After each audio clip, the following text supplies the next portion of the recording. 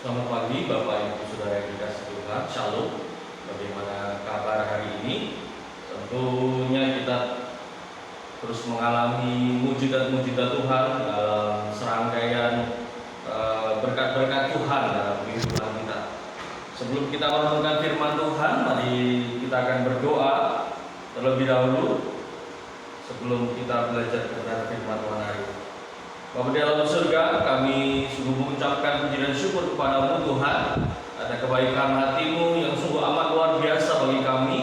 Kau memelihara kami, memberikan kesehatan, kekuatan, serta memberikan makanan rohani kepada setiap iman kami, setiap jiwa kami, roh kami, untuk terus bertumbuh dalam menggenapi apa yang menjadi kehendak-Mu dalam hidup kami. Biarkanlah penyertaan Roh Allah yang Maha Tinggi menaungi setiap jemaat Tuhan untuk mengerti, memahami bagaimana kami harus bersikap hidup di tengah situasi-situasi sulit masa-masa ini. Bapak, kami menyerahkan waktu ini untuk kami belajar firman-Mu, berbicara Tuhan. Kami siap menyambut firman-Mu dalam nama Yesus. Haleluya. Amin. Bapak Ibu Saudara yang dikasihi Tuhan, pagi hari ini saya memberi satu tema khotbah kita pada pagi hari ini berbicara tentang kesaksian seorang murid Kristus. Mari kita membuka di dalam Kisah Para Rasul pasal yang pertama, ayat yang ke-12 sampai dengan yang ke-14. Dikatakan demikian, rasul-rasul menanti-nanti, maka kembalilah rasul-rasul itu ke Yerusalem dari bukit yang disebut Bukit Zaitun, yang hanya seperjalanan sahabat jauhnya dari Yerusalem. Setelah mereka tiba di kota, naiklah mereka ke ruang atas tempat mereka menumpang. Mereka itu ialah Petrus dan Yohanes, Yakobus dan Andreas, Filipus dan Thomas, Bartolomeus dan Matius, Yakobus bin Alfius dan Simon orang Zelot dan Yudas bin Yakobus. Mereka semua bertekun dengan sehati dalam doa bersama-sama, dan beberapa perempuan serta Maria ibu Yesus dan dengan saudara-saudara Yesus. Bapak Ibu Saudara yang dikasihi Tuhan, sepanjang bulan ini kita akan membicarakan bagaimana memperlengkapi diri untuk menjadi saksi Kristus. Untuk menjadi seorang saksi, kita harus menjadi bagian di dalam saksi yang sedang kita bicarakan. Kita harus menjadi bagian untuk menjadi pemberita. Dan bagaimana seorang pemberita itu akan melayani Tuhan. Tentunya kita akan memperlengkapi diri untuk bisa menjadi seorang saksi, untuk bisa menjadi seorang pemberita Injil. Tentu daripada itu kita akan bersama-sama untuk belajar. Dan pada pagi hari itu kita akan membicarakan satu bagian ini. Mengapa rasul-rasul kembali ketika mereka telah menerima, ketika mereka telah melihat bagaimana Yesus dalam Kisah Para Rasul pasal 1 ayat yang ke-8, dia naik ke surga. Sebelum dia naik ke surga, dia berjanji akan memberikan Roh Kudus kepada setiap murid-murid untuk mereka dapat memberitakan Injil. Tetapi di pasal yang pertama ayat ke-12 sampai yang ke-14 ini, mereka kembali ke tempat asal di mana mereka biasanya berkumpul bersama dengan Yesus. Mereka kembali. Mengapa mereka kembali? Ini yang menjadi satu pertanyaan yang cukup amat besar bagi saya. Mengapa mereka kembali? Kalau kita melihat apa yang Yesus ajarkan kepada murid-murid itu sangat sungguh berdampak sepenuhnya dalam kehidupan para murid. Kalau kita melihat bagaimana mereka kembali, yang ingin saya sampaikan adalah bahwa mereka memiliki sebuah keyakinan yang besar terhadap pelayanan yang sedang mereka akan kerjakan.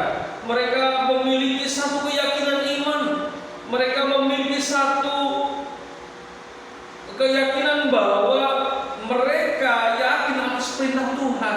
Ketika mereka harus kembali, mereka yakin akan pesan Tuhan, sehingga mereka kembali. Ini membuktikan apa? Bahwa ada kesetiaan, ada kepatuhan, ada keyakinan yang mereka miliki ketika mereka ingin kembali. Bahkan ketika mereka kembali ke Yerusalem, ke tempat di mana mereka berkumpul bersama-sama, dan di tempat yang sama mereka selalu berkumpul untuk melayani Tuhan. Nah, ibu bapak saudara yang dikasihi Tuhan, mengapa mereka kembali? Yang pertama kita boleh belajar di sini, mereka kembali untuk membantu tugas yang dipercayakan. Untuk membantu tugas yang dipercayakan, para murid mereka harus kembali, mereka harus membuktikan bahwa apa yang sedang mereka kerjakan itu bukan karena keinginan mereka, tetapi itu karena bagian di dalam pelayanan yang sedang dipercayakan kepada mereka. Itu adalah bagian yang dipercayakan, tugas yang diemban yang mereka dipercayakan kepada mereka, sehingga mereka kembali, mereka membuktikan kebenaran apa yang Yesus ingin nyatakan di dalam kehidupan mereka, sehingga mereka kembali untuk melayani Tuhan. Nah, di sini saudara, ya, kita bisa melihat bahwa sebuah keyakinan datang daripada Tuhan. Ketika kita menjadi percaya, ketika kita mau berserah, dan murid-murid Yesus ke-11 murid ini mereka percaya kepada Tuhan, sehingga mereka kembali untuk memenuhi panggilan itu. Mereka kembali untuk melayani Tuhan sesuai dengan karunia yang mereka terima. Ayat 12 berkata, maka kembalilah rasul-rasul itu ke Yerusalem dari bukit yang disebut Bukit Zaitun, yang hanya seperjalanan sahabat jauhnya dari Yerusalem. Mereka kembali ke Yerusalem untuk memenuhi panggilan Tuhan. Mereka kembali untuk melayani Tuhan. Ini luar biasa saudara. Ya, seringkali orang ketika sudah tidak memiliki keyakinan iman, seringkali banyak orang yang sudah kehilangan harapan, mereka tidak akan kembali kepada Tuhan. Tetapi murid-murid ini, ya, ketika Yesus mati, ketika Yesus ditangkap, dibunuh, disalibkan, ya memang mereka pernah meninggalkan Tuhan. Ada yang mereka kembali sebagai nelayan, ada yang mereka melarikan diri, mengunci diri dalam sebuah rumah, ya, menghindari orang-orang Yahudi pada waktu itu. Tetapi di bagian ini mereka tidak kehilangan harapan, mereka tidak kehilangan keyakinan, tetapi mereka malah semakin yakin ketika mereka kembali ke Yerusalem. Kenapa? Di Yerusalem mereka mengemban tugas yang dipercayakan dan menanti dengan ingin membuktikan bahwa apa yang dinyatakan Yesus benar-benar sungguh terjadi. Itu yang pertama yang kita boleh belajar, ya, berbalik kepada kehidupan yang seharusnya. Kembali kepada kehidupan yang seharusnya, atau dari kata hupostrepo yang bermakna bukan sekedar pulang, tetapi lebih berbalik kepada kehidupan yang seharusnya. Yang seharusnya sebagai seorang murid Yesus, yang seharusnya sebagai seorang pelayan Yesus, yang seharusnya sebagai seorang pemberita Injil. Mereka harus kembali, mereka harus melaksanakan tugas itu, mereka harus mempercayakan tugas itu, bahkan tidak hanya untuk mereka, tetapi untuk orang-orang yang mereka layani, yang mereka injili. Nah, saudara, Bapak Ibu Saudara yang dikasihi Tuhan, kita boleh belajar di sini bagian yang pertama, ya, bahwa mereka harus kembali untuk mengemban tugas yang dipercayakan, berbalik kepada kehidupan yang seharusnya, berbalik dari sikap terpaku dan terpana, terpesona melihat keajaiban yang terjadi. Tetapi seorang malaikat berkata, Yesus akan kembali dengan cara yang sama seperti ketika engkau melihat dia naik ke surga. Ya, mereka kembali untuk apa? Melayani Tuhan. Nah, yang kedua yang kita boleh belajar pada bagian ini adalah mereka kembali untuk memperkuat iman. Nah, di ayat 13 berkata demikian. Setelah mereka kembali. Kemudian ayat 13, setelah mereka tiba di kota, naiklah mereka ke ruang atas tempat mereka menumpang. Mereka itu ialah Petrus, Yohanes, Yakobus, Andreas, Filipus dan Thomas, Bartolomeus dan Matius, Yakobus bin Alfius dan Simon orang Zelot dan Judas bin Yakobus. Ke-11 murid ini kembali di ayat yang ke-12. Kemudian di ayat yang ke-13, mereka kembali ke tempat yang sama di mana mereka biasa menumpang, ke tempat di mana mereka biasa berkumpul. Mereka kembali. Ini artinya ada sebuah pengulangan. Ya, mereka kembali ke situ. Mereka menikmati masa-masa bersama dengan Tuhan Yesus. Mereka menikmati masa-masa berkumpul dengan Tuhan Yesus. Di situ apa? Kita bisa melihat bagaimana para murid kembali memperkuat iman mereka satu dengan yang lain. Mereka saling menopang, mereka saling membangun, mereka saling menyatukan apa yang menjadi visi mereka. Mereka bersama-sama berkumpul di tempat yang sama. Ini satu teladan yang baik, saudara. Mereka biasa kembali. Nah, seringkali yang terjadi dalam kehidupan kita ketika kita pergi ke suatu tempat yang jauh, ya, kita lupa di mana kita dilahirkan, kita lupa di mana kita dibesarkan, iman kita dibesarkan, sehingga kita lupa pelayanan, bagaimana perkembangan pelayanan di gereja yang kita tinggalkan itu, bagaimana kemajuan kita tidak pernah tahu. Tetapi murid-murid tidak, mereka kembali ke Yerusalem sesuai dengan pesan yang dipercayakan oleh Tuhan. Ke-11 murid itu menanti dengan setia pengharapan janji Allah di tempat yang sama. Mereka menanti janji Allah, pengharapan janji Allah, dan mereka membangun hubungan. Ini yang luar biasa, ya. Mereka membangun hubungan kembali. Mereka membangun sebuah ikatan yang luar biasa kembali. Ya, ini yang sering saya lakukan ketika saya telepon ke Palembang dan saya sering bertanya bagaimana pengembalaan di sana, kemudian bagaimana pelayanan di sana, kemajuan-kemajuan apa yang sering saya tanyakan kepada baik keluarga saya maupun saudara-saudara seiman saya yang ada di Palembang. Bukan berarti saya akan kembali, tidak, tetapi saya punya kerinduan di sana juga mengalami perkembangan-perkembangan yang sama, ya, seperti yang saya alami ketika saya melayani Tuhan di tempat ini. Nah, Bapak Ibu, itu salah satu cara untuk membangun sebuah hubungan.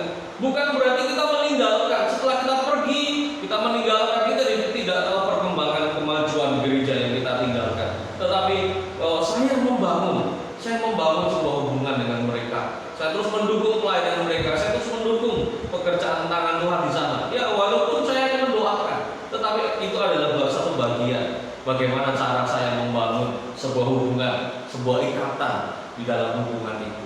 Ya, walaupun saya tidak kembali ke sana, tetapi ikatan itu terus terjalin ketika saya membangun dan memperkuat iman satu dengan yang lain dengan jemaat-jemaat di sana. Nah, itu Bapak Ibu Saudara yang dikasih Tuhan. Yang kedua, ya, dari para murid itu yang saya belajar bagaimana mereka mau kembali ke tempat di mana mereka berkumpul tiap-tiap hari dengan Tuhan Yesus, di tempat yang mereka siap setiap waktu sewa untuk berkumpul bersama. Mereka kembali memperkuat iman mereka, dan kita juga harus demikian.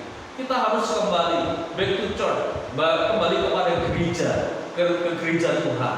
Ya, walaupun kita harus beribadah di rumah-rumah, walaupun kita harus sulit untuk beribadah, tetapi pekerjaan Tuhan jangan sampai terbatas. Pekerjaan Tuhan jangan sampai terbatas karena hanya kita di rumah kemudian kita tidak melakukan apa-apa. Tetapi ya, kita harus kembali mengerjakan tugas bagian kita sebagai umat Tuhan yang melayani Tuhan, yang mengerjakan bagian-bagian Tuhan sebagaimana tanggung jawab seorang Kristen. Nah, yang ketiga Bapak Ibu yang saya boleh belajar dari bagian ini, ayat 14 berkata, mereka semua bertekun dengan sehati dalam doa bersama-sama dan dengan beberapa perempuan serta Maria ibu Yesus dan dengan saudara-saudara Yesus. Ya, di sini ada kata begini, mereka semua bertekun. Artinya ke-11 murid itu mereka bertekun dalam satu persekutuan, kembali ke tempat yang sama, di tempat mereka menyewanya, dan dengan sehati. Ada kata dengan sehati, menyatukan hati, menyatukan pikiran, menyatukan perasaan, menyatukan semua yang terkandung di dalam kehidupan melayani sebagai seorang saksi Kristus. Di sini saudara, saya melihat bagaimana mereka sehati, bahkan mereka sehati dalam doa bersama-sama dengan beberapa perempuan serta Maria ibu Yesus dan dengan saudara-saudara Yesus. Mereka menjalin sebuah hubungan, mereka menjalin sebuah ikatan. Nah, untuk itulah kenapa mereka kembali. Di sini saya mau katakan yang ketiga adalah mereka kembali untuk bersekutu dengan tekun dan dengan sehati dalam doa. Ya, memang tidak gampang kita mengembalikan persekutuan yang sudah beberapa waktu ini tertunda oleh karena situasi negara kita yang sedang diancam oleh virus corona COVID-19. Tetapi jangan itu menjadi alasan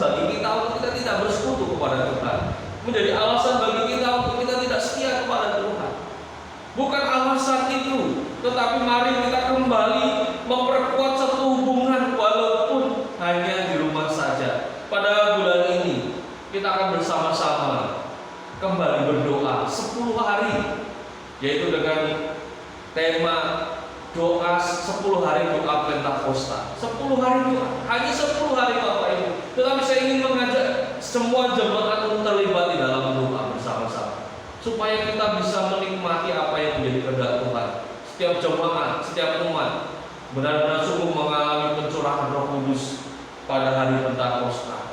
Tidak hanya kita merayakan hari Pentakosta, tetapi kita benar-benar merayakan apa yang disebut Pentakosta, pencurahan Roh Kudus. Setiap jemaat mengalami, walaupun tidak berkumpul di gereja, walaupun tidak bersekutu di gereja, tetapi paling tidak kita semua boleh mengalami pencurahan Roh Kudus di rumah kita masing-masing. Di rumah kita berdoa bersama-sama. Kita tekun berdoa, mengambil waktu bersama-sama untuk berdoa untuk beberapa pergumulan, untuk gereja kita maupun untuk bangsa negara kita yang saat ini sedang membutuhkan uluran tangan kita. Dengan berdoa kita dapat melewati itu semua. Bapak Ibu Saudara yang dikasihi Tuhan, mereka kembali bersekutu. Mereka kembali bersekutu dengan tekun. Bahkan mereka sehati berdoa bersama-sama.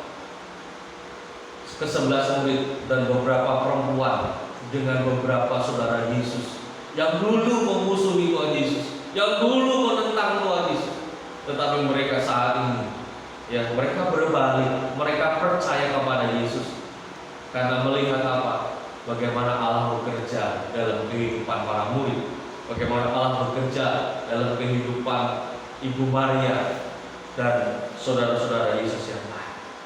Dan saya juga berharap Allah bekerja dalam kehidupan Bapak Ibu Saudara, di rumah, di gereja, dimanapun kita ditempatkan, Allah bekerja secara luar biasa. Untuk itu mari kita dengan tekun mengerjakan bagian kita. Mari kita dengan tekun, dengan sehati dalam satu sikap yang sama, yaitu dalam doa. Mendoakan beberapa pekerjaan Tuhan yang masih belum terlaksana di gereja kita, yang masih belum terlaksana di gereja kita. Itu semua membutuhkan uluran tangan Bapak Ibu Saudara untuk berdoa, untuk mengambil waktu saat berdoa kepada Tuhan, melayani Tuhan. Kehidupan doa merupakan unsur terpenting dalam kehidupan jemaat mula-mula. Oleh karena itu, kita akan berdoa sepanjang 10 hari doa Pentakosta. Saya berharap tidak ada yang tidak diberkati Tuhan dalam 10 hari doa.